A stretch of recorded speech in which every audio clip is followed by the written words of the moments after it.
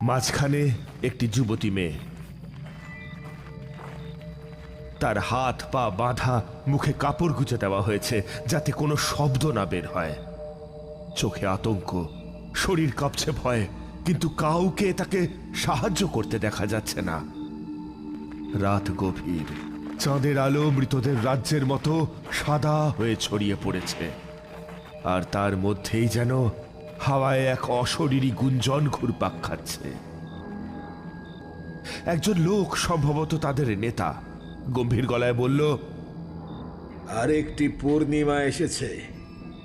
আরো একজন বলি পেয়ে আমাদের দেবতা সন্তুষ্ট হবেন। মেয়েটি ছটফট করে ওঠে, কিন্তু তার বাঁধন অত্যন্ত শক্ত করে ধরা। মন্দিরের প্রবেশদ্বারে পৌঁছে তারা থেমে যায়। সামনে বিশাল কালো পাথরের দরজা,